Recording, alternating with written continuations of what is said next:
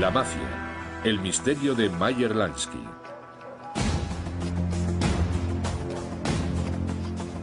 Benny Siegel, más conocido como Baxi, era alto, bien parecido y carismático, encantador y mujeriego.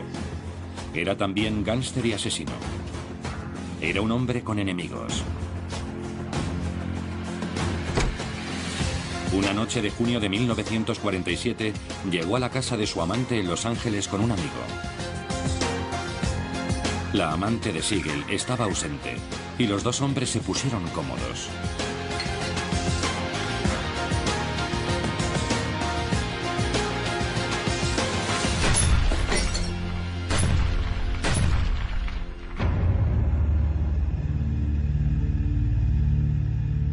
Como en la mayoría de las ejecuciones de la mafia, el asesinato de Baxi Siegel nunca se resolvió. Pero el nombre que siempre se ha vinculado a su muerte es el que menos habría sospechado él, el de su mejor amigo, Meyer Lansky.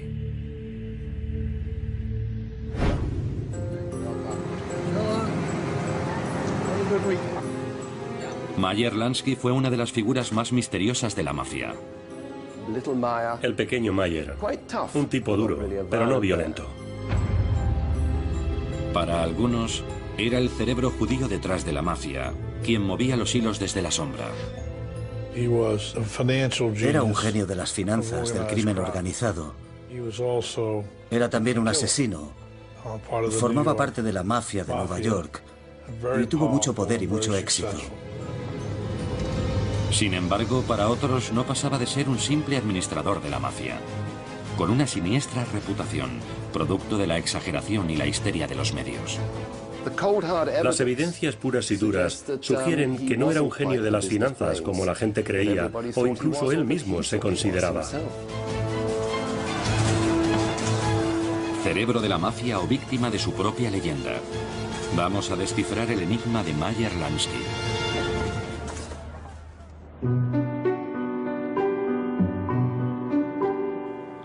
En 1911, Meyer Lansky, un niño de 8 años, llegó a Estados Unidos. Él y su familia eran judíos inmigrantes que habían huido de los brutales pogromos antisemitas de su Rusia natal. Quedó marcado por lo que vio siendo un niño. Opino que Meyer estaba muy centrado en el antisemitismo y en la creencia de que él no iba a someterse. No iba a someterse como habían hecho los judíos en Rusia y Polonia. No iba a someterse como consideraba que lo había hecho su padre.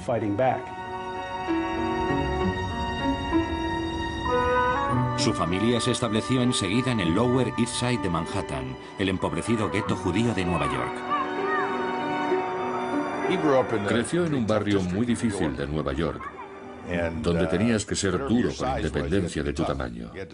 Tenías que ser capaz de soportar una paliza y de dar una paliza. Y él era pequeño.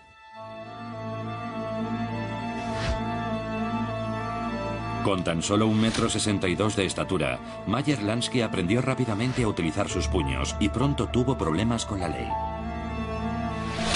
Fue en aquella época cuando conoció a otro joven matón judío llamado Baxi Siegel. El encuentro se produjo cuando Siegel se vio involucrado en una pelea callejera. Siegel era un hombre atractivo y carismático. Se mezcló en una pelea callejera. Cogió una pistola y estaba tan furioso y tan metido en el fragor de la reyerta que levantó la pistola y estuvo a punto de disparar a alguien. Oyeron que la policía venía a rodearles y fue entonces cuando Meyer lo contuvo físicamente, lo apartó y pudo salvarlo. Aquel fue el principio de su amistad y por supuesto marcó la naturaleza de su relación.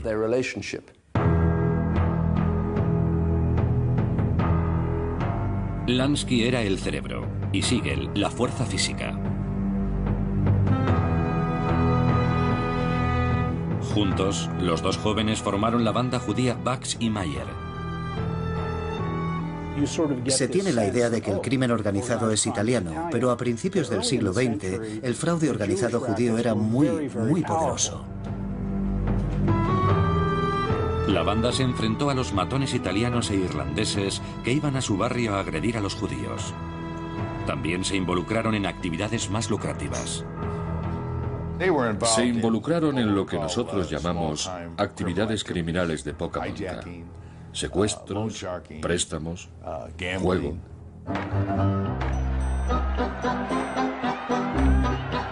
La gran oportunidad para Lansky y Siegel llegó en 1920 con la prohibición del consumo de alcohol. Un veto que dio lugar a un lucrativo comercio ilegal para gánsteres de toda clase de grupos étnicos. Fue la prohibición lo que convirtió a todos aquellos delincuentes callejeros, depredadores de nivel bajo, en ejecutivos de negocios, porque tuvieron que encontrar la manera de fabricar, importar, distribuir, vender y de dirigir auténticas organizaciones.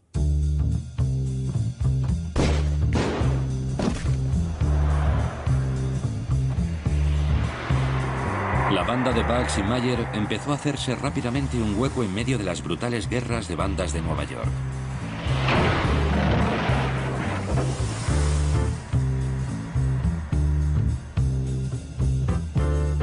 Y fue en aquella época cuando Lansky estableció lo que sería la segunda alianza clave de su vida, con el gánster italiano Charles Lucky Luciano. Un hombre cuyo respeto se había ganado por primera vez cuando, siendo adolescentes, Luciano intentó robarle.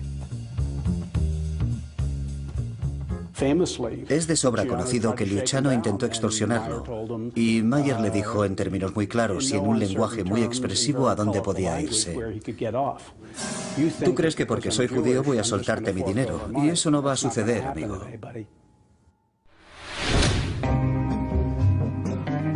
Fue el comienzo de una de las amistades más importantes en la historia del crimen organizado y de una innovadora alianza judío-siciliana. A Luciano no le gustaban realmente los viejos jefes sicilianos, la idea de que solo te juntas con los tuyos. A muchos de los nuevos y jóvenes italianos no les importaba realmente los antecedentes culturales para organizar una banda. Aquello no tenía nada que ver con Sicilia. Querían ganar dinero, y tipos como Mayer, que era judío, querían también ganar dinero.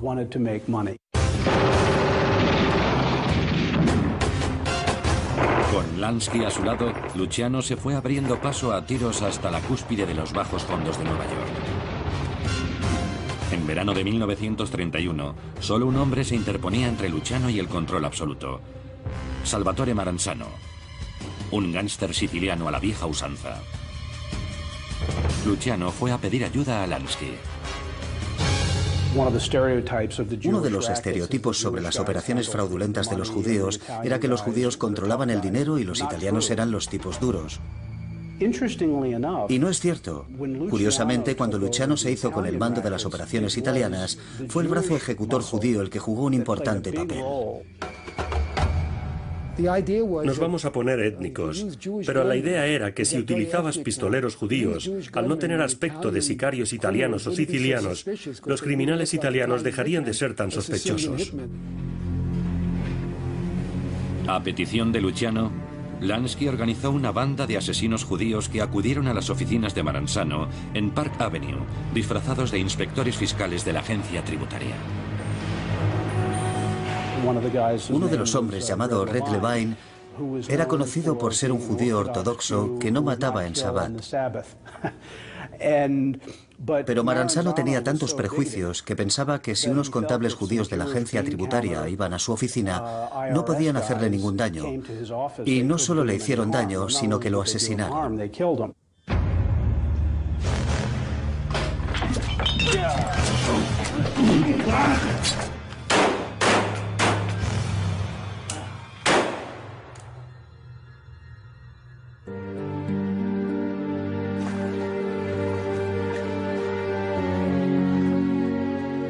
Con Maranzano muerto, Luciano se convirtió en el rey de Nueva York y se dispuso a establecer la estructura de la mafia moderna. Mayer Lansky estaba ahora sentado a la derecha del gánster más poderoso de Estados Unidos. Pero sabía que su poder siempre tendría límites. Lansky nunca podría ser jefe por una razón. Nunca podría ser miembro porque no era de extracción italiana o siciliana. Era judío y sabía cuál era su sitio. Se le respetaba por tratarse de alguien que podía ser escuchado por Luciano, que podía hablar con él. Era un gran emprendedor en lo tocante a actividades criminales, pero nunca tuvo una posición de autoridad. A partir de ahora, el papel de Lansky sería el de director ejecutivo de sus diferentes empresas delictivas.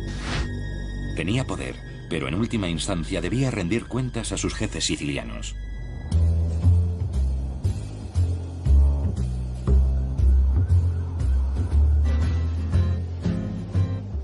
Para entonces, ya se había casado y pronto fue padre de 3 hijos, el mayor de los cuales, Buddy, sufría parálisis cerebral. Por lo demás, la vida le trataba bien.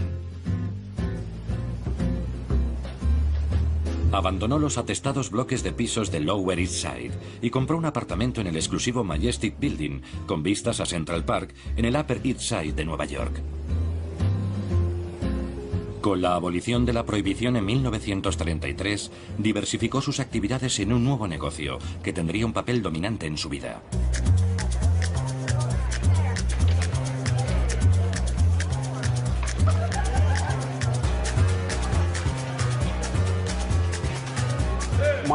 Meyer Lansky era brillante en las matemáticas y su verdadero interés era el juego, porque tenía un don para ello.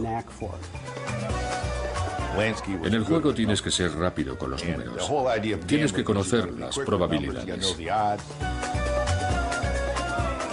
Si se trataba de los dados, sabía deducir que las probabilidades para la mesa eran de 4,5 y en el caso del blackjack eran de 5,2. El juego era ilegal, pero ampliamente tolerado. Y pronto Lansky estaba dirigiendo casinos en Nueva York, Florida y varios estados más. Paradójicamente, sus casinos ganaban dinero porque eran honestos. Las mesas no estaban trucadas, porque él sabía exactamente cómo obtener sus ganancias sin engañar a nadie. No tienes que ser deshonesto para ganar. Tienes que tener volumen. Mientras haya público jugando, siempre ganarás. A finales de los años 30, los casinos de Lansky le habían convertido en un hombre rico. Pero el pequeño hombre judío de Lower East Side ansiaba algo más que riqueza. Durante toda su vida, deseó ser respetable. Y durante toda su vida, Lansky no fue percibido como un criminal, sino como un ciudadano, como cualquier otro. No hay duda de que el pueblo americano necesita una marina mercante adecuada. ¿Cómo hizo Kennedy su dinero? ¿Cuál era la base de la fortuna de la familia Kennedy? Joe Kennedy era contrabandista y se las arregló para lavar su fortuna y utilizarla para pagar la carrera de su hijo a la presidencia de los Estados Unidos. Meyer Lansky se comparaba literalmente a Joe Kennedy y consideraba que él no era más inmoral de lo que había sido aquel hombre. Tenía una vena snob. Estamos hablando de una persona que estudió historia. Una persona que cuando sus amigos estaban de juerga por la noche contrataba tutores. Lansky envió a su segundo hijo, Paul, a estudiar a la Academia Militar de West Point.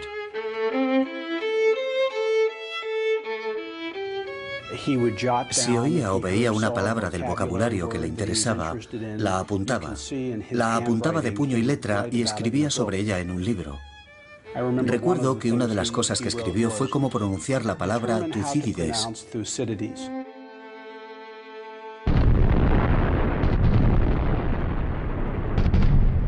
En 1941, el ataque a Pearl Harbor y la entrada de Estados Unidos en la Segunda Guerra Mundial brindó a Lansky una extraordinaria e inesperada oportunidad de demostrar su patriotismo y ganarse la respetabilidad que tanto ansiaba. En febrero de 1942, un transportador de tropas de gran tamaño, llamado el Normandía, se incendió y volcó en el puerto de Nueva York. La muerte de un coloso. Ahora el crucero de lujo de $60 millones yace inclinado. La Marina sospechaba que se había tratado de un acto de sabotaje. Muchos de los hombres que trabajaban en los muelles eran italianos, un país con el que ahora Estados Unidos estaba en guerra. Cuando la Marina intentó investigar, encontró en los muelles un mundo impenetrable, cerrado.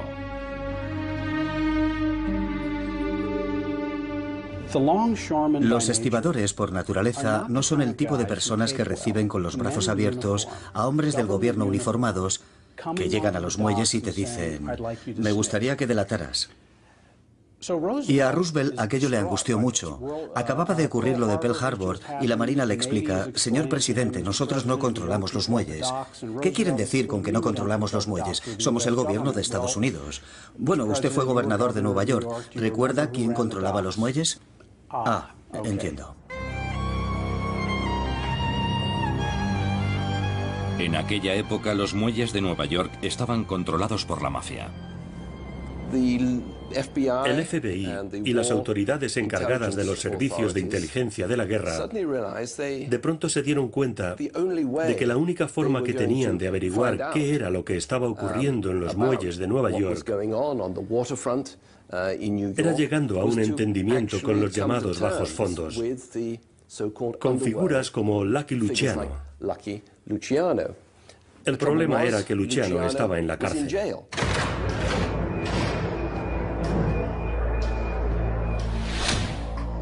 Encarcelado en 1936, Luciano se enfrentaba a una sentencia de entre 30 y 50 años, acusado de la organización de redes de prostitución. La Marina necesitaba un intermediario. Y entra en juego Meyer Lansky, un judío que ya contaba con unos credenciales antinazis impecables.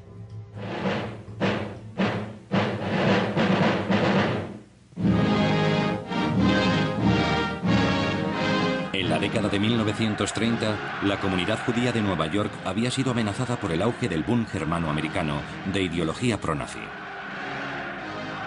Los líderes judíos habían acudido a Lansky, uno de los pocos miembros de su comunidad con el nervio necesario para hacer frente a los matones nazis.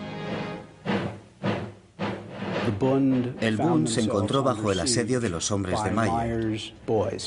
Meyer y Ben Siegel, Meyer fue personalmente a algunos de aquellos mítines, interrumpían los actos. Golpeaban con bates a sus miembros y los aterrorizaban. Cuando en 1942 la Marina se puso en contacto con él para que les prestara su ayuda en los muelles, Lansky accedió de inmediato. Llegó a un acuerdo para que Luciano fuera trasladado a una cárcel más cómoda y próxima a Nueva York y actuó como mediador entre la Marina y la mafia siciliana. Es una historia extraordinaria. Lansky les dice: ¿se puede trasladar a Luciano? Y luego puede verse, hubo una investigación oficial sobre este asunto después de la guerra, puede verse que en los documentos se decía trasladar a Luciano. El señor Lansky irá a visitarle, no le pidan el pasaporte y no tomen las huellas dactilares del señor Lansky. Se llegó a un acuerdo por el que Luciano podía reunirse con sus hombres en la cárcel, algo que no había podido hacer antes. Y sí, él dio la orden de cooperar con la Marina. Y a cambio se le permitió llevar sus negocios. Fue un acuerdo excepcional, pero produjo resultados casi inmediatos. En junio del 42, 8 espías nazis fueron arrestados gracias a un chivatazo de los pescadores controlados por la mafia. Un suceso pregonado posteriormente a bombo y platillo por el FBI en este spot publicitario, aunque no se hizo mención al papel que jugó la mafia.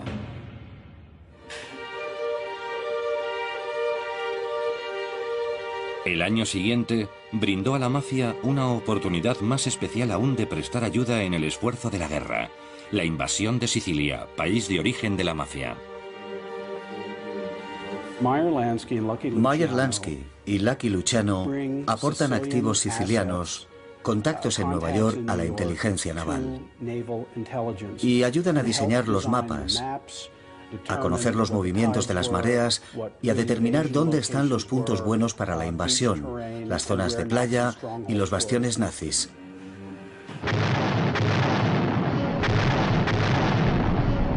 Mientras las tropas americanas desembarcaban masivamente en Sicilia, la ayuda de la mafia siciliana demostró ser inestimable.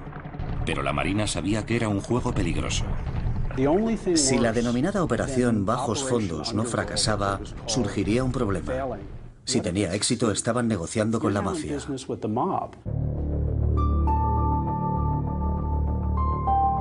Sicilia fue conquistada en solo 6 semanas, pero aquella no era una historia que el gobierno de los Estados Unidos quisiera hacer pública. La colaboración de la mafia en el periodo de guerra fue silenciada. Charlie Luciano fue puesto en libertad, pero deportado de inmediato a Italia.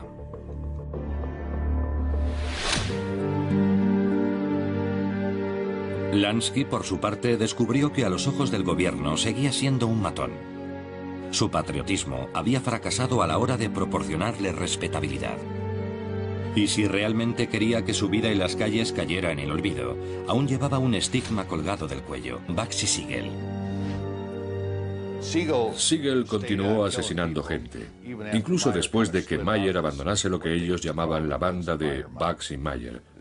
Bugsy Siegel era un zumbado, era un tipo que estaba loco y llevó a cabo un montón de...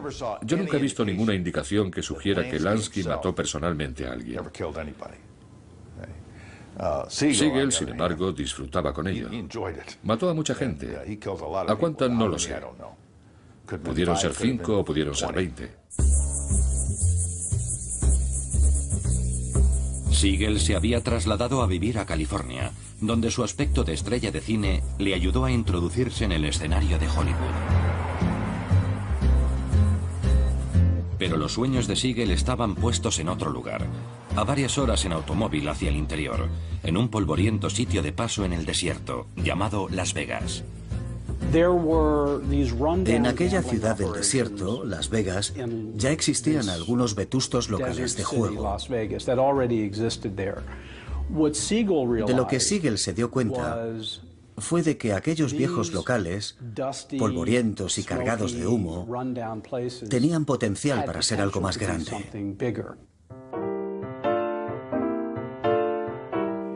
La gran ventaja de Las Vegas era que estaba en Nevada, el único estado de la Unión donde el juego estaba permitido. Con dinero de Lansky y otros gánsteres de la costa este, Siegel empezó a construir su propio hotel casino de lujo, el Flamingo, el primero de Las Vegas. El proyecto enseguida se encontró con problemas. Nunca respetó los presupuestos. Pensaba que no existían límites en nada. Lo que empieza costando $1 millón termina convirtiéndose en... Pues no necesito 1 millón, necesito 3. La verdad es que no necesito 3, necesito 6.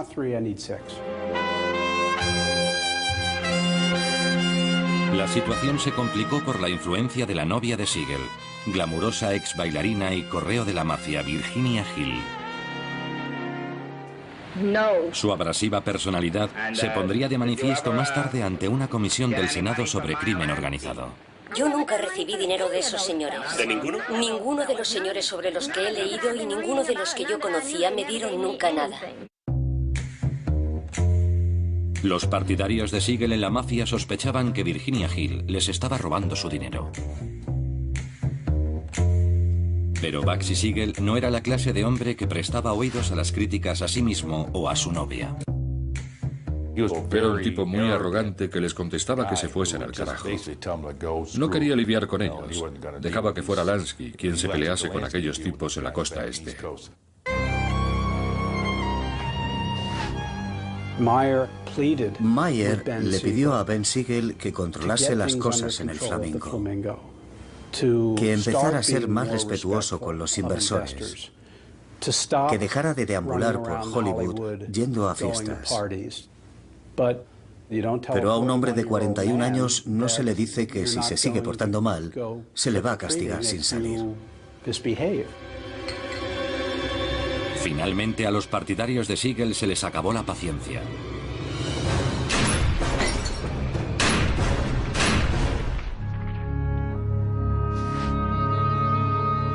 Tan solo unas horas después de la muerte de Siegel, el Hotel Flamingo recibía a una pareja de visitantes. 2 hombres, Moe Sedway y Gus Greenbaum, entraron en el Flamingo y dijeron: nosotros estamos al mando ahora. Alguien dijo: este hotel es de Ben Siegel, y ellos contestaron: Ben está muerto.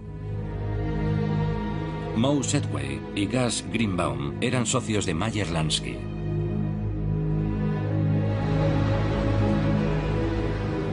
Es inconcebible que Lansky ignorase el destino que le esperaba a su viejo amigo. 40 años después, tras la muerte de Lansky, su segunda mujer, Teddy, fue interrogada sobre el asesinato. Creo que se sentía culpable por la familia y eran amigos desde que eran jóvenes. Hubo informes que decían que estuvo involucrado. Eso no lo creo. A veces las circunstancias te hacen pensar, pero él jamás pudo tener que ver directamente con algo así. Directamente. Eso es. Homicidio. Benjamin Siegel, 810 Linden, Beverly Hills. Puede que Lansky no ordenase la muerte de Siegel, pero se benefició de ella. A pesar de la respetabilidad que tanto ansiaba, esta era la vida que había escogido. Supongo que se podría decir que había cierta hipocresía en ello. En toda mi investigación sobre Lansky, nunca he descubierto que fuera responsable personalmente, que señalara personalmente, que ordenara personalmente la muerte de nadie. Pero ganó su dinero y trabajó en un entorno en el que el asesinato era el castigo por excelencia, y en donde aquellos que no respetaban el código lo pagaban con él. La imagen de Lansky como peligroso gángster iba a quedar muy pronto impresa en la memoria colectiva.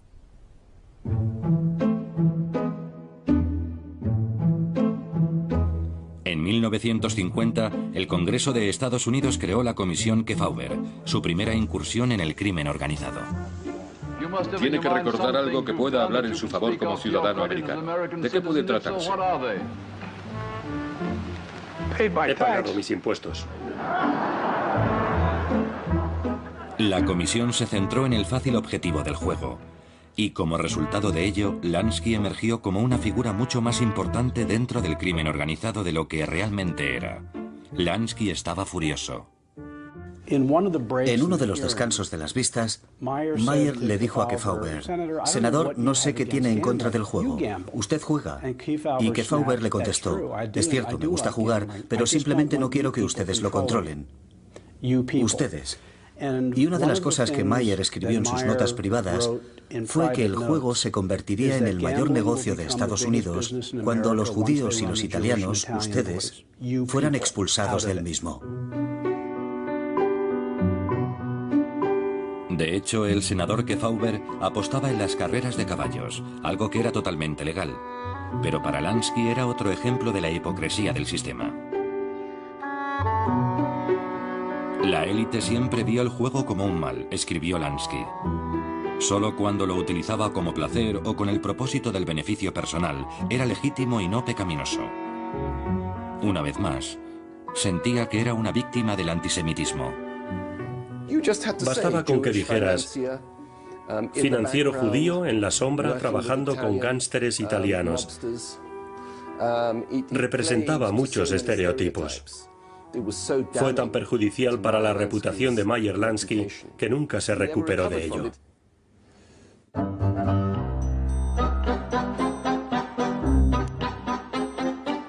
Finalizada la comisión, hubo una ofensiva contra los casinos ilegales, como los que Lansky regentaba en Nueva York, Florida y otros estados. Que esto sirva de advertencia a todos los gánsteres y delincuentes organizados. No toleraremos a gente de su ralea en San Francisco. Para Lansky, el sueño de alcanzar la respetabilidad se alejaba más que nunca. Pero al mismo tiempo que se le cerraba una puerta, una nueva se le abría.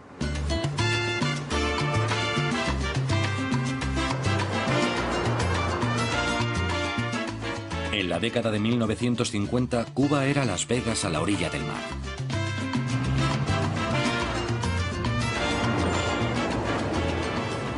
Cuba era mejor, La Habana era mejor que Las Vegas. Para empezar, estaba más cerca de Nueva York y más cerca de Florida. Podían trasladar a la gente en avión con rapidez y en grandes cantidades. Y a todo tipo de artistas de variedades. Tenían a su disposición una ciudad abierta con todos los vicios que pueda uno imaginar a su alcance. Chicas, pornografía, peleas de gallos y todo lo que un individuo pudiera desear. La Habana era lo mejor de lo mejor. Fulgencio Batista, el dictador cubano, invitó a Lansky a Cuba en 1953 para que le ayudara a gestionar los casinos del país. Cuando Lansky y algunos de sus amigos llegaron a Cuba, fueron muy bien recibidos porque iban a regentar juegos legales. Y desde el punto de vista de Lansky, era maravilloso ir a un país donde no se les denunciaba hipócritamente, sino que se reconocían sus capacidades.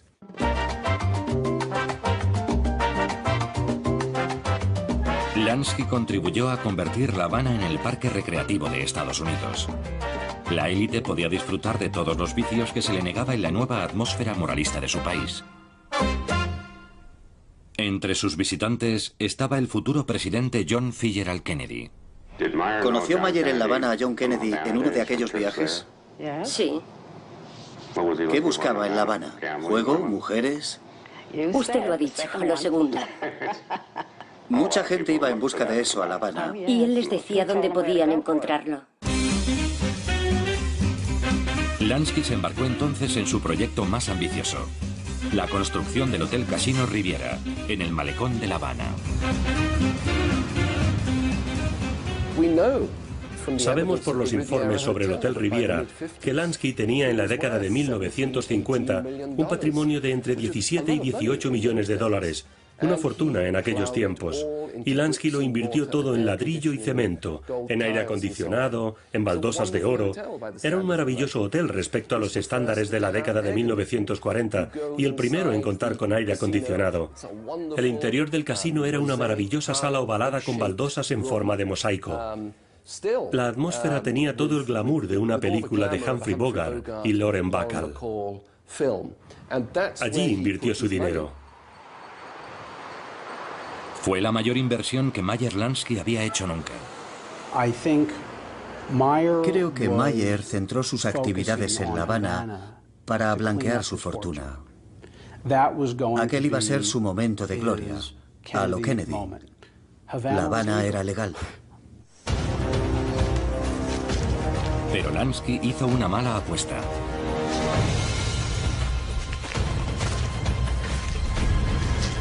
En 1958, cuando se inauguró el Riviera, los rebeldes izquierdistas de Fidel Castro se estaban acercando a la capital.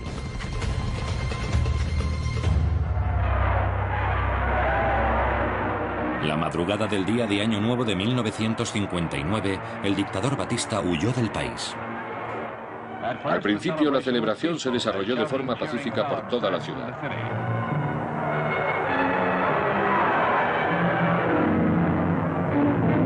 Luego la actitud cambió y una masa enfurecida recorrió las calles. Sus primeros objetivos fueron los símbolos del régimen depuesto: casinos de juego, parquímetros y casas y negocios de los cómplices de Batista. Los casinos fueron saqueados y luego confiscados por el nuevo gobierno. Cuando Castro bajó de las colinas, Lansky perdió su dinero. Coca-Cola perdió su dinero. United Tobacco perdió su dinero. La General Motors perdió su dinero.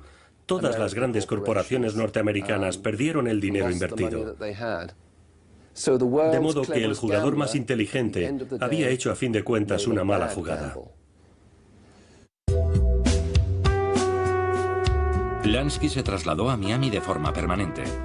Tenía casi 60 años y su salud era precaria. Pero su regreso a los Estados Unidos coincidió con una nueva ofensiva contra el crimen organizado. El fiscal general Robert Kennedy ha pintado un panorama muy sombrío respecto al aumento de la delincuencia bajo el dominio de la mafia que gobierna el juego clandestino, el tráfico de drogas, la extorsión, el fraude organizado y el control de ciertos sindicatos. Con Bobby Kennedy en el Departamento de Justicia, el gobierno tenía a la mafia en el punto de mira.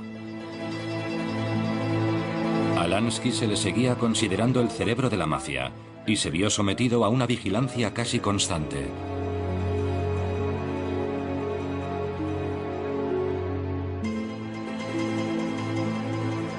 Mayer estaba estrechamente vigilado 24 horas al día, los 7 días de la semana, por las autoridades locales y el FBI.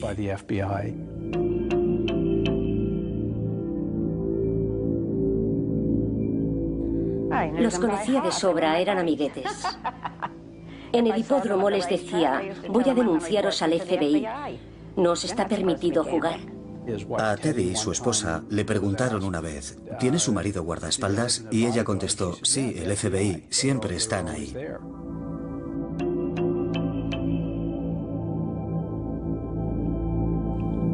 Colocaron micrófonos en su casa y en los hoteles donde se alojaba, pero con escasos resultados. Pasa mucho tiempo holgazaneando en su casa, decía este informe fechado el 7 de julio. Parece ser que sus principales ocupaciones son jugar al gin rummy con sus amigos, ver la televisión y leer. Todos los pinchazos, todos los micrófonos que el FBI colocó en la década de 1960. Cada uno de esos micrófonos proporcionó buen material, buena información de inteligencia al FBI, excepto los de Lansky. Los de Lansky dieron un resultado nulo.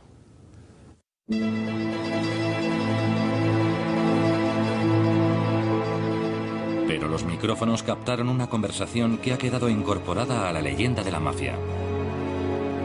Ocurrió la noche del 27 de mayo de 1962. Mientras el sujeto y su esposa veían la televisión, señala el informe del FBI, un tertuliano de un programa se refirió al crimen organizado como la segunda mayor institución, por detrás tan solo del propio gobierno. Lansky comentó a su mujer que el crimen organizado era más grande que la industria del acero. Las palabras exactas de Lansky no fueron anotadas y la cinta se reutilizó. Pero el informe se filtró a la prensa. Cuando se rodó la segunda parte de El Padrino en 1974, los guionistas hicieron que Hyman Roth, un personaje basado en Lansky, entornara los ojos y murmurara: Michael, somos más grandes que la industria del acero. La verdad es que el informe no decía exactamente somos más grandes que la industria del acero, pero como no se conservó la grabación, ni siquiera sabemos en qué tono lo dijo. Pudo haber sido en plan sarcástico. Es más grande que la industria del acero. No lo sabemos. Él decía siempre, ¿cuándo se supone que yo dije eso? El caso es que a partir de entonces quedó vinculada a su persona como una especie de frase emblemática para el resto de su vida y quedó inmortalizada en la gran pantalla. En marzo de 1970, la policía consiguió detener finalmente a Lansky en el aeropuerto de Miami por tenencia de drogas. La detención por tenencia de drogas en 1970 me pareció una farsa y una burla. La acusación básica fue que había salido del país para viajar a México, creo que para unas vacaciones, y llevaba unas drogas encima sin la correspondiente receta. Las llamadas drogas eran de hecho medicinas para el dolor de estómago. Un absoluto disparate. El caso fue rechazado, pero Lansky ya había tenido suficiente.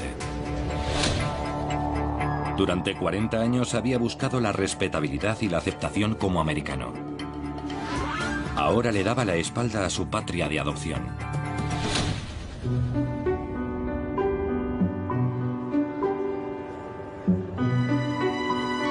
En julio de 1970 se trasladó a Israel y solicitó la ciudadanía. Durante toda su vida había portado con orgullo su identidad judía. Se había sentido orgulloso de la creación del Estado de Israel, que había puesto en práctica la dureza y el valor que él había visto en su juventud en Grodno y que todo el país representaba.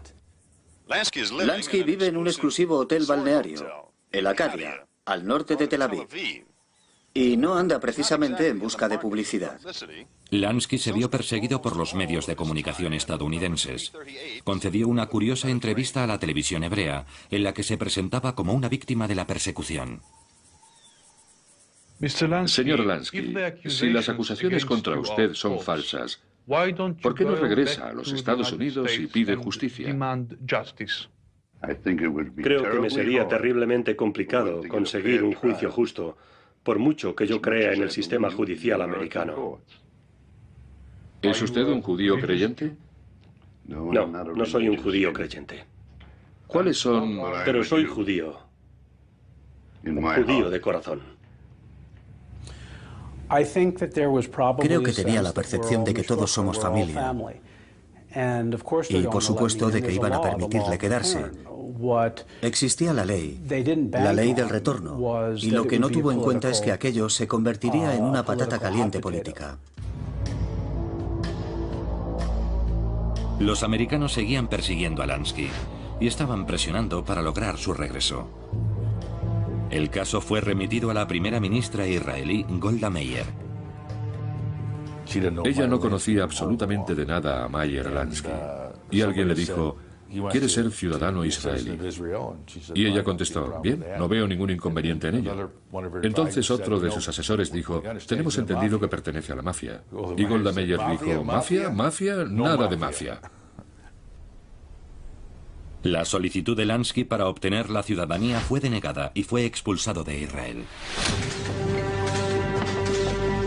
La mujer de Lansky, Teddy, regresó a los Estados Unidos despotricando de rabia. Apártense de mí, ¿de acuerdo?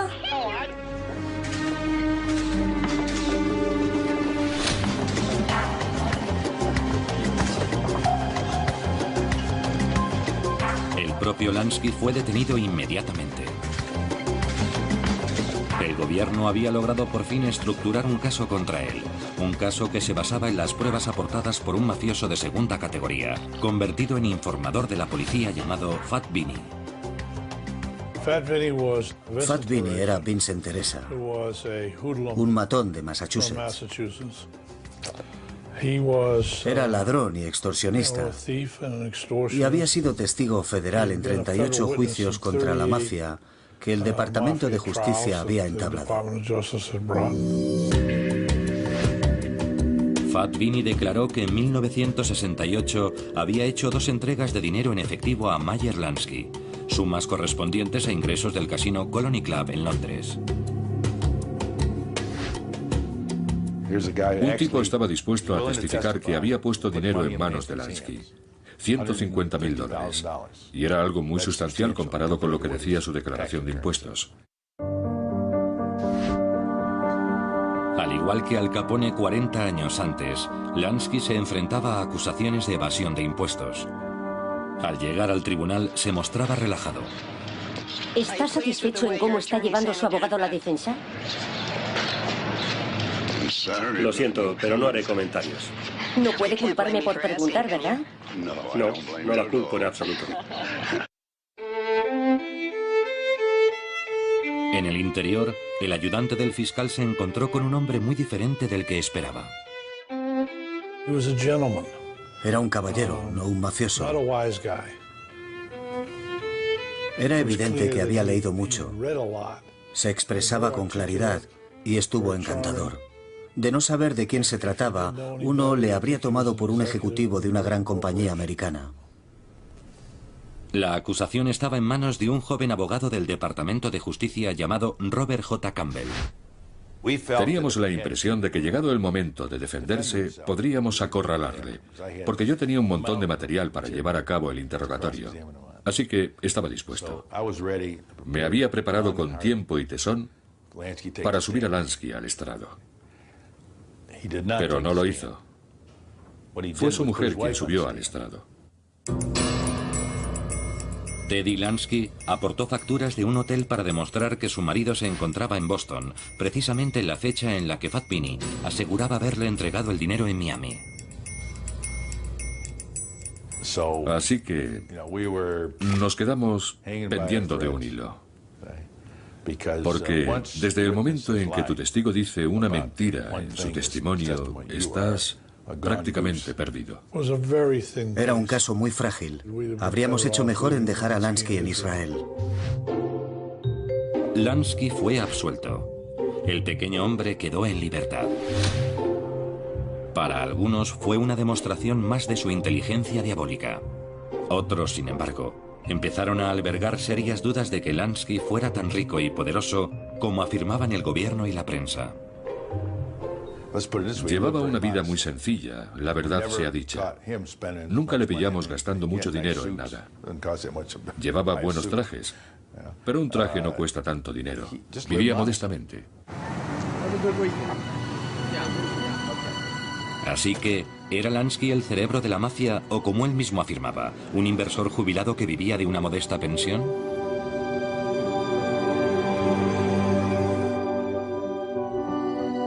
Hasta 1983 no saldría la verdad a la luz. Lansky murió de cáncer en su lecho. Su familia se reunió para la lectura del testamento. Ellos también tenían la esperanza de que revelara riquezas ocultas, pero se llevaron una decepción. Creo que fue un momento de reconocimiento.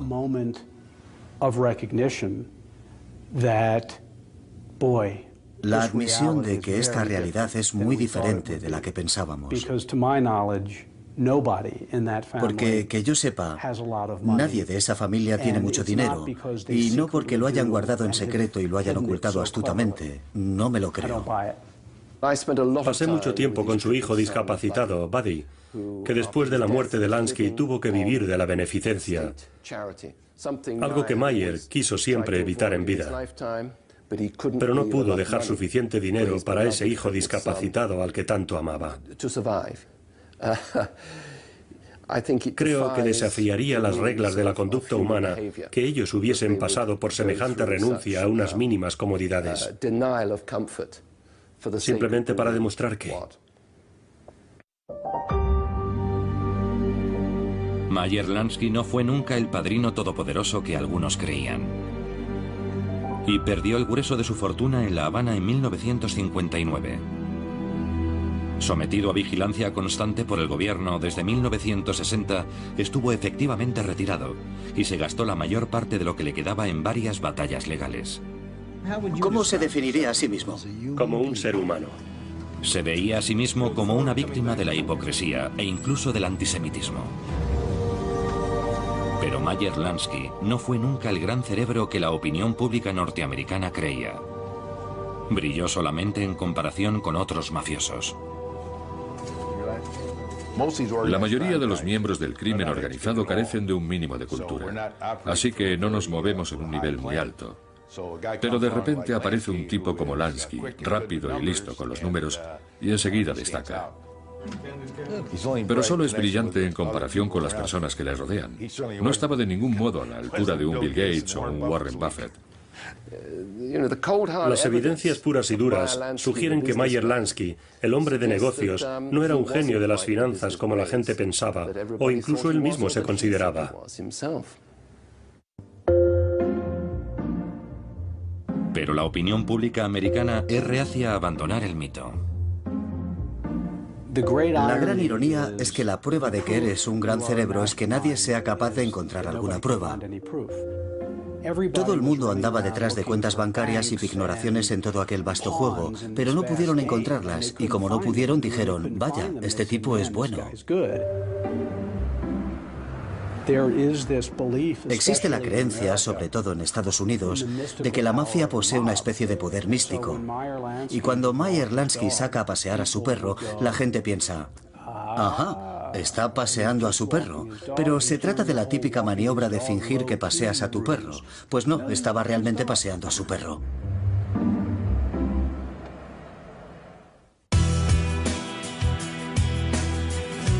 Desde los años 30, los casinos de Lansky le habían convertido en un hombre rico.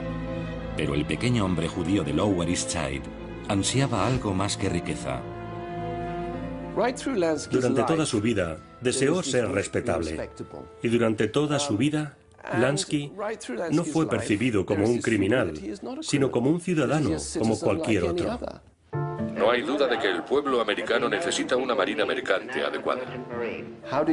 ¿Cómo hizo Kennedy su dinero? ¿Cuál era la base de la fortuna de la familia Kennedy?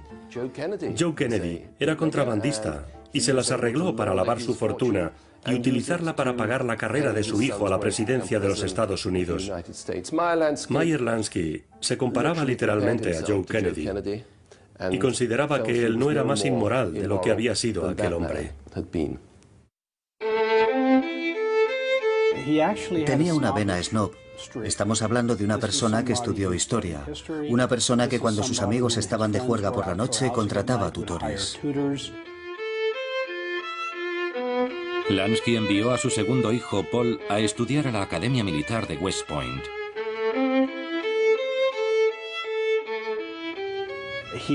Si oía o veía una palabra del vocabulario que le interesaba, la apuntaba. La apuntaba de puño y letra y escribía sobre ella en un libro. Recuerdo que una de las cosas que escribió fue cómo pronunciar la palabra Tucídides.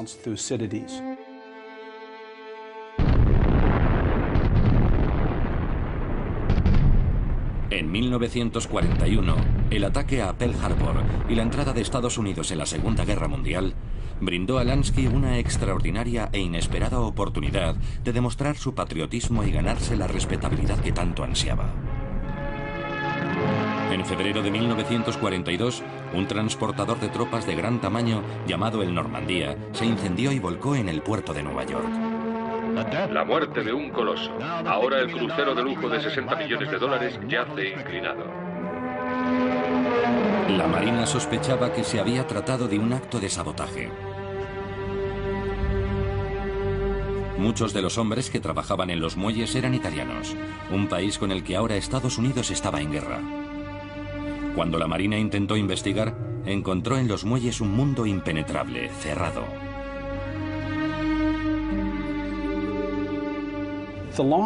Los estibadores, por naturaleza, no son el tipo de personas que reciben con los brazos abiertos a hombres del gobierno uniformados que llegan a los muelles y te dicen, me gustaría que delataras. Y a Roosevelt aquello le angustió mucho. Acababa de ocurrir lo de Pearl Harbor y la Marina le explica, señor presidente, nosotros no controlamos los muelles. ¿Qué quieren decir con que no controlamos los muelles? Estaban presionando para lograr su regreso. El caso fue remitido a la primera ministra israelí Golda Meir. Ella no conocía absolutamente de nada a Meyer Lansky. Y alguien le dijo, ¿quiere ser ciudadano israelí? Y ella contestó, bien, no veo ningún inconveniente en ello. Entonces otro de sus asesores dijo, tenemos entendido que pertenece a la mafia. Y Golda Meir dijo, ¿mafia? ¿Mafia? Nada de mafia. La solicitud de Lansky para obtener la ciudadanía fue denegada y fue expulsado de Israel. La mujer de Lansky, Teddy, regresó a los Estados Unidos despotricando de rabia. Apártense de mí, ¿de acuerdo?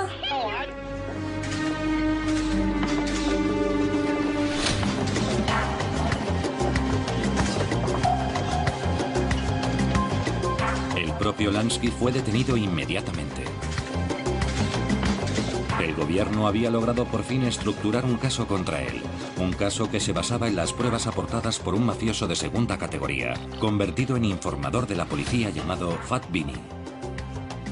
Fat Vinny era Vincent Teresa, un matón de Massachusetts. Era ladrón y extorsionista y había sido testigo federal en 38 juicios contra la mafia que el Departamento de Justicia había entablado. Fat Vinny declaró que en 1968 había hecho 2 entregas de dinero en efectivo a Meyer Lansky, sumas correspondientes a ingresos del casino Colony Club en Londres. Un tipo estaba dispuesto a testificar que había puesto dinero en manos de Lansky. $150.000. Y era algo muy sustancial comparado con lo que decía su declaración de impuestos. Al igual que Al Capone 40 años antes, Lansky se enfrentaba a acusaciones de evasión de impuestos.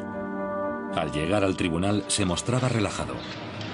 ¿Está satisfecho en cómo está llevando su abogado la defensa? Lo siento, pero no haré comentarios. No puede culparme por preguntar, ¿verdad? No la culpo en absoluto. En el interior, el ayudante del fiscal se encontró con un hombre muy diferente del que esperaba. Era un caballero, no un mafioso. Era evidente que había leído mucho. Se expresaba con claridad y estuvo encantador. De no saber de quién se trataba, uno le habría tomado por un ejecutivo de una gran compañía americana. La acusación estaba en manos de un joven abogado del Departamento de Justicia llamado Robert J. Campbell. ¿Mafia? Nada de mafia. La solicitud de Lansky para obtener la ciudadanía fue denegada y fue expulsado de Israel. La mujer de Lansky, Teddy, regresó a los Estados Unidos despotricando de rabia. Apártense de mí, ¿de acuerdo?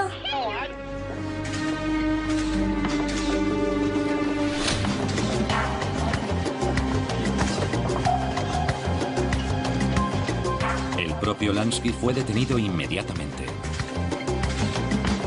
El gobierno había logrado por fin estructurar un caso contra él. Un caso que se basaba en las pruebas aportadas por un mafioso de segunda categoría, convertido en informador de la policía llamado Fat Vinny. Fat Vinny era Vincent Teresa, un matón de Massachusetts. Era ladrón y extorsionista y había sido testigo federal en 38 juicios contra la mafia que el Departamento de Justicia había entablado. Fat Vinny declaró que en 1968 había hecho 2 entregas de dinero en efectivo a Meyer Lansky, sumas correspondientes a ingresos del casino Colony Club en Londres. Un tipo estaba dispuesto a testificar que había puesto dinero en manos de Lansky. $150.000. Y era algo muy sustancial comparado con lo que decía su declaración de impuestos.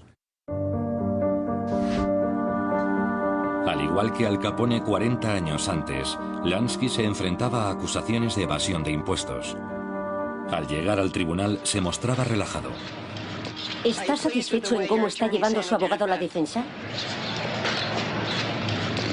Lo siento, pero no haré comentarios. No puede culparme por preguntar, ¿verdad? No la culpo en absoluto. En el interior, el ayudante del fiscal se encontró con un hombre muy diferente del que esperaba. Era un caballero, no un mafioso. Era evidente que había leído mucho. Se expresaba con claridad y estuvo encantador. De no saber de quién se trataba, uno le habría tomado por un ejecutivo de una gran compañía americana. La acusación estaba en manos de un joven abogado del Departamento de Justicia llamado Robert J. Campbell. Teníamos la impresión de que llegado el momento de defenderse, podríamos acorralarle, porque yo tenía un montón de material para llevar a cabo el interrogatorio. Así que estaba dispuesto. Me había preparado con tiempo y tesón para subir a Lansky al estrado. Pero no lo hizo. Fue su mujer quien subió al estrado. Y a los hilos desde la sombra. Era un genio de las finanzas, del crimen organizado.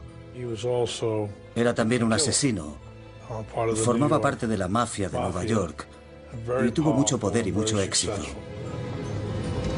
Sin embargo, para otros no pasaba de ser un simple administrador de la mafia, con una siniestra reputación, producto de la exageración y la histeria de los medios.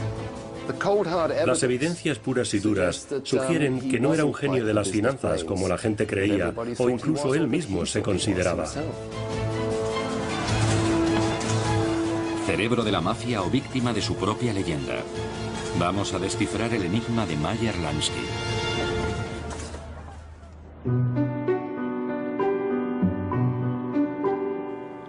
En 1911, Meyer Lansky, un niño de 8 años, llegó a Estados Unidos. Él y su familia eran judíos inmigrantes que habían huido de los brutales pogromos antisemitas de su Rusia natal. Quedó marcado por lo que vio siendo un niño. Opino que Meyer estaba muy centrado en el antisemitismo y en la creencia de que él no iba a someterse. No iba a someterse como habían hecho los judíos en Rusia y Polonia. No iba a someterse como consideraba que lo había hecho su padre.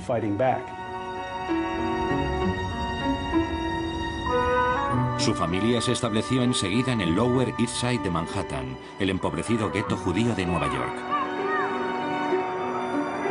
Creció en un barrio muy difícil de Nueva York, donde tenías que ser duro con independencia de tu tamaño. Tenías que ser capaz de soportar una paliza y de dar una paliza. Y él era pequeño.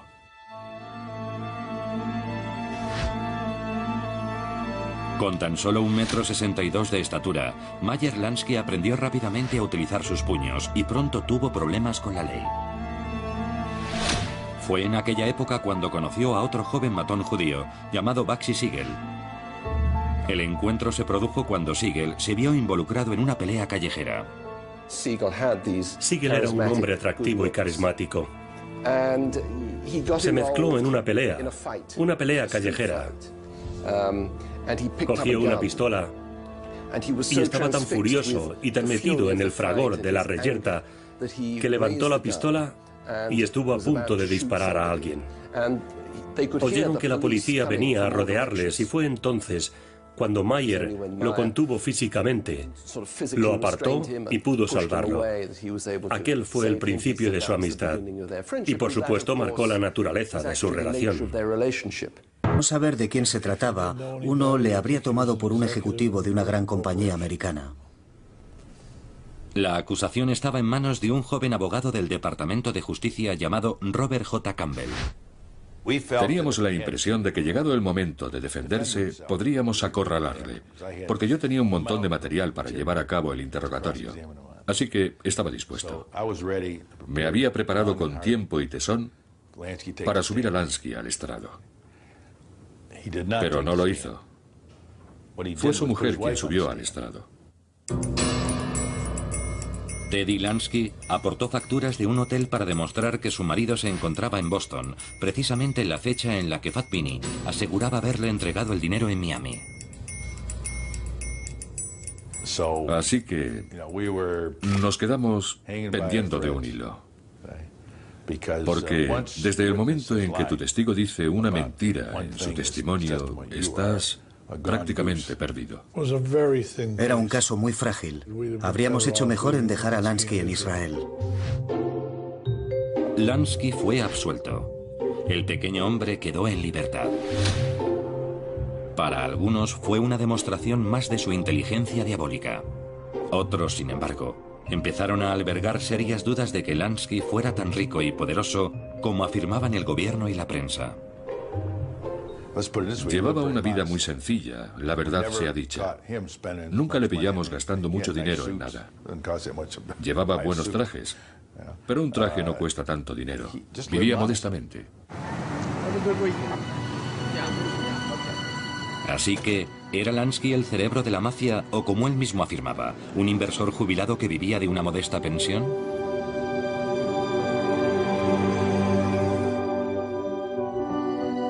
Hasta 1983 no saldría la verdad a la luz. Lansky murió de cáncer en su lecho. Su familia se reunió para la lectura del testamento. Ellos también tenían la esperanza de que revelara riquezas ocultas, pero se llevaron una decepción. Creo que fue un momento de reconocimiento.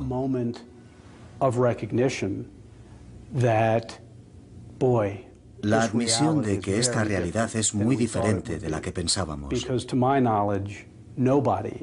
Porque, que yo sepa, nadie de esa familia tiene mucho dinero.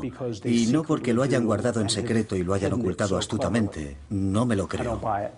Pasé mucho tiempo con su hijo discapacitado, Buddy, que después de la muerte de Lansky tuvo que vivir de la beneficencia. Algo que Meyer quiso siempre evitar en vida. Pero no pudo dejar suficiente dinero. Y pronto Lansky estaba dirigiendo casinos en Nueva York, Florida y varios estados más. Paradójicamente, sus casinos ganaban dinero porque eran honestos. Las mesas no estaban trucadas, porque él sabía exactamente cómo obtener sus ganancias sin engañar a nadie.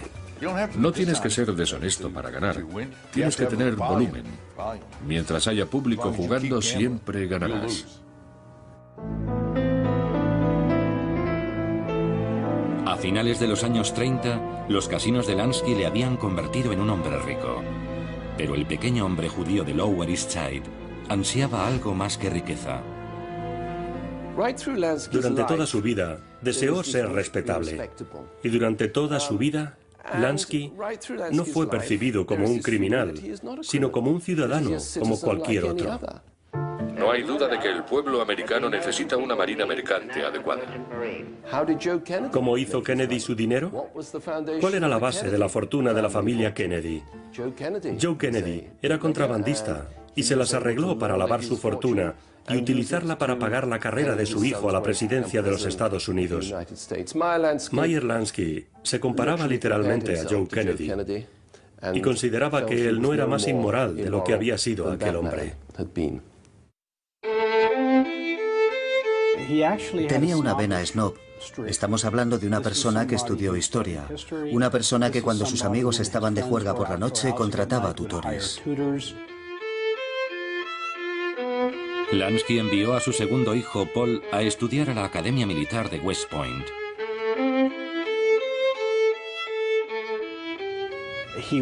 Si oía o veía una palabra del vocabulario que le interesaba, la apuntaba. La apuntaba de puño y letra y escribía sobre ella en un libro. Recuerdo que una de las cosas que escribió fue cómo pronunciar la palabra Tucídides.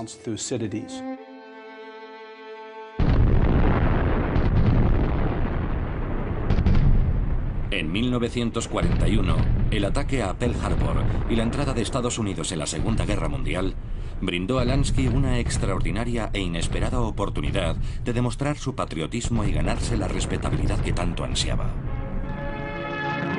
En febrero de 1942, un transportador de tropas de gran tamaño llamado el Normandía se incendió y volcó en el puerto de Nueva York.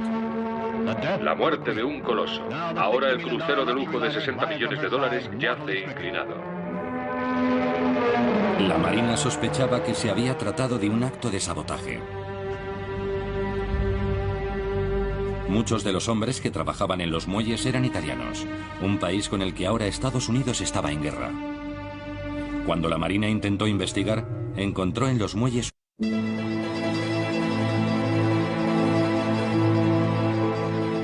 pero los micrófonos captaron una conversación que ha quedado incorporada a la leyenda de la mafia. Ocurrió la noche del 27 de mayo de 1962. Mientras el sujeto y su esposa veían la televisión, señala el informe del FBI, un tertuliano de un programa se refirió al crimen organizado como la segunda mayor institución, por detrás tan solo del propio gobierno. Lansky comentó a su mujer que el crimen organizado era más grande que la industria del acero. Las palabras exactas de Lansky no fueron anotadas y la cinta se reutilizó. Pero el informe se filtró a la prensa. Cuando se rodó la segunda parte de El Padrino en 1974, los guionistas hicieron que Hyman Roth, un personaje basado en Lansky, entornara los ojos y murmurara: Michael, somos más grandes que la industria del acero. La verdad es que el informe no decía exactamente somos más grandes que la industria del acero, pero como no se conservó la grabación, ni siquiera sabemos en qué tono lo dijo. Pudo haber sido en plan sarcástico. Es más grande que la industria del acero. No lo sabemos. Él decía siempre: ¿cuándo se supone que yo dije eso? El caso es que a partir de entonces quedó vinculada a su persona como una especie de frase emblemática para el resto de su vida y quedó inmortalizada en la gran pantalla. En marzo de 1970, la policía consiguió detener finalmente a Lansky en el aeropuerto de Miami por tenencia de drogas. La detención por tenencia de drogas en 1970 me pareció una farsa y una burla. La acusación básica fue que había salido del país para viajar a México, creo que para unas vacaciones, y llevaba unas drogas encima sin la correspondiente receta. Las llamadas drogas eran, de hecho, medicinas para el dolor de estómago. Un absoluto disparate. El caso fue rechazado, pero Lansky ya había tenido suficiente. Durante 40 años había buscado la respetabilidad y la aceptación como americano. Ahora le daba la espalda a su patria de adopción.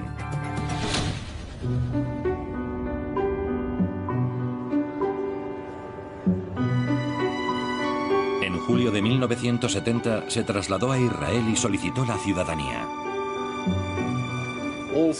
Durante toda su vida había portado con orgullo su identidad judía. Se había sentido orgulloso de la creación del Estado de Israel, que había puesto en práctica la dureza y el valor. La mafia, el misterio de Meyer Lansky.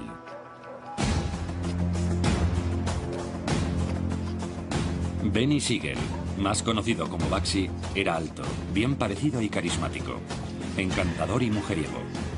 Era también gángster y asesino. Era un hombre con enemigos. Una noche de junio de 1947, llegó a la casa de su amante en Los Ángeles con un amigo. La amante de Siegel estaba ausente y los dos hombres se pusieron cómodos.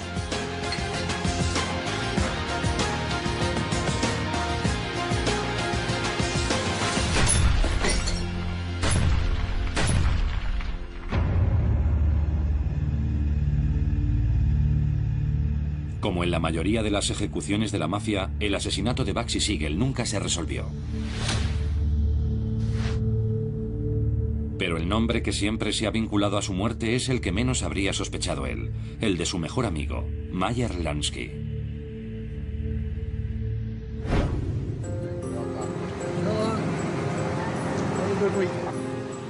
Meyer Lansky fue una de las figuras más misteriosas de la mafia. El pequeño Meyer, un tipo duro, pero no violento. Para algunos, era el cerebro judío detrás de la mafia, quien movía los hilos desde la sombra. Era un genio de las finanzas, del crimen organizado. Era también un asesino. Formaba parte de la mafia de Nueva York y tuvo mucho poder y mucho éxito. Sin embargo, para otros no pasaba de ser un simple administrador de la mafia, con una siniestra reputación, producto de la exageración y la histeria de los medios. Las evidencias puras y duras sugieren que no era un genio de las finanzas como la gente creía, o incluso él mismo se consideraba. Cerebro de la mafia o víctima de su propia leyenda. Vamos a descifrar el enigma de Meyer Lansky.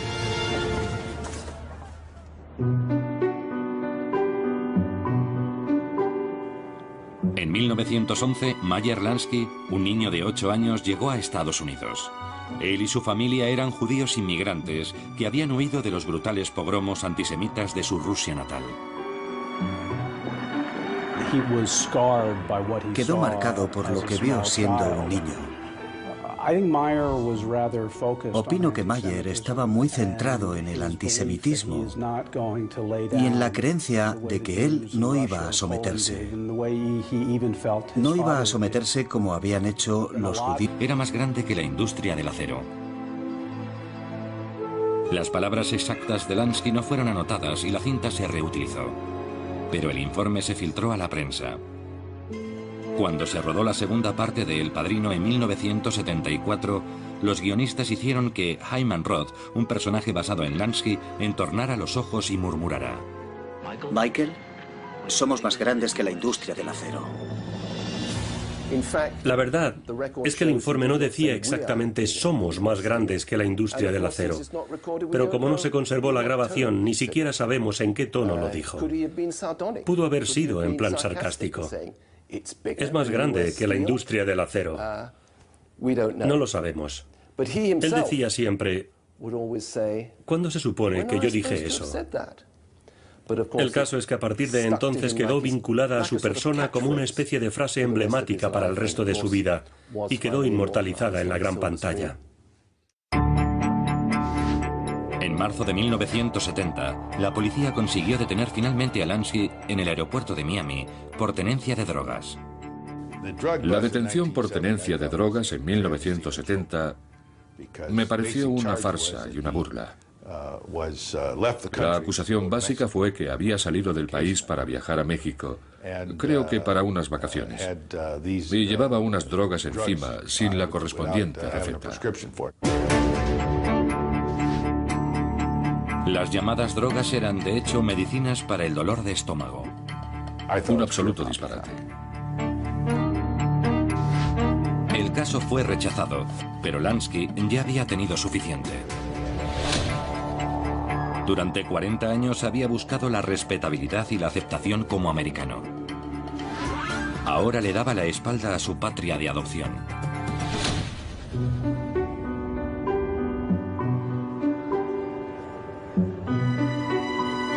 En julio de 1970 se trasladó a Israel y solicitó la ciudadanía. Durante toda su vida había portado con orgullo su identidad judía. Se había sentido orgulloso de la creación del Estado de Israel, que había puesto en práctica la dureza y el valor que él había visto en su juventud en Grodno y que todo el país representaba. Lansky vive en un exclusivo hotel balneario, el Acadia, al norte de Tel Aviv. Y no anda precisamente en busca de publicidad. Lansky se vio perseguido por los medios de comunicación estadounidenses. Concedió una curiosa entrevista a la televisión hebrea, en la que se presentaba como una víctima de la persecución. Señor Lansky, si las acusaciones... Hasta 1983 no saldría la verdad a la luz. Lansky murió de cáncer en su lecho. Su familia se reunió para la lectura del testamento. Ellos también tenían la esperanza de que revelara riquezas ocultas, pero se llevaron una decepción. Creo que fue un momento de reconocimiento.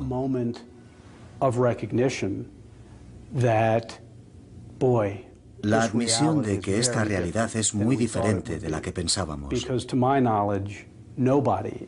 Porque, que yo sepa, nadie de esa familia tiene mucho dinero, y no porque lo hayan guardado en secreto y lo hayan ocultado astutamente. No me lo creo. Pasé mucho tiempo con su hijo discapacitado, Buddy, que después de la muerte de Lansky tuvo que vivir de la beneficencia, algo que Mayer quiso siempre evitar en vida. Pero no pudo dejar suficiente dinero para ese hijo discapacitado al que tanto amaba. Creo que desafiaría las reglas de la conducta humana que ellos hubiesen pasado por semejante renuncia a unas mínimas comodidades, simplemente para demostrar que... Mayer Lansky no fue nunca el padrino todopoderoso que algunos creían.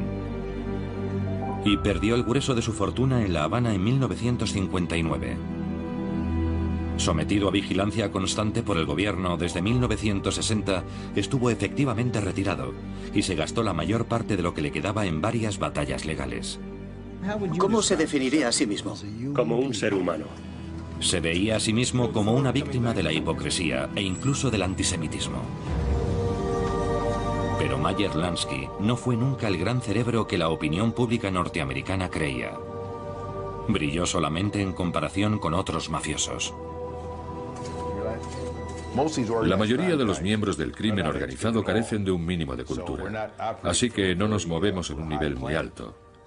Pero de repente aparece un tipo como Lansky, rápido y listo con los números, y enseguida destaca. Pero solo es brillante en comparación con las personas que le rodean. No estaba de ningún modo a la altura de un Bill Gates o un Warren Buffett. Las evidencias puras y duras sugieren que Mayer Lansky, el hombre de negocios, no era un genio de las finanzas como la gente pensaba, o incluso él mismo se consideraba. Pero la opinión pública americana es reacia a abandonar el mito. La gran ironía es que la prueba de que eres un gran cerebro es que nadie sea capaz de encontrar alguna prueba. Todo el mundo andaba detrás de cuentas bancarias y... Siempre se ha vinculado a su muerte es el que menos habría sospechado él, el de su mejor amigo, Mayer Lansky.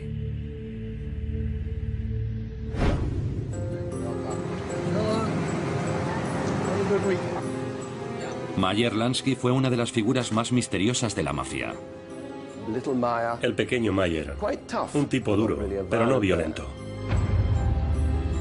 Para algunos, era el cerebro judío detrás de la mafia, quien movía los hilos desde la sombra. Era un genio de las finanzas, del crimen organizado. Era también un asesino. Formaba parte de la mafia de Nueva York y tuvo mucho poder y mucho éxito. Sin embargo, para otros no pasaba de ser un simple administrador de la mafia, con una siniestra reputación, producto de la exageración y la histeria de los medios. Las evidencias puras y duras sugieren que no era un genio de las finanzas como la gente creía, o incluso él mismo se consideraba. Cerebro de la mafia o víctima de su propia leyenda. Vamos a descifrar el enigma de Meyer Lansky.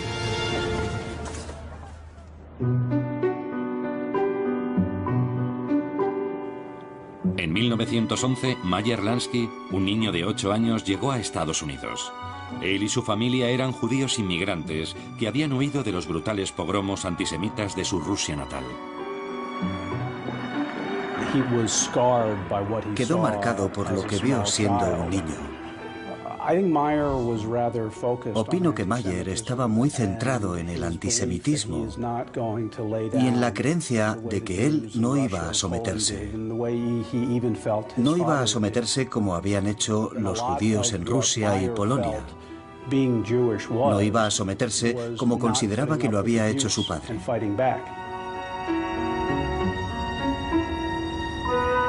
Su familia se estableció enseguida en el Lower East Side de Manhattan, el empobrecido gueto judío de Nueva York. Creció en un barrio muy difícil de Nueva York, donde tenías que ser duro con independencia de tu tamaño. Tenías que ser capaz de soportar una paliza y de dar una paliza. Y él era pequeño.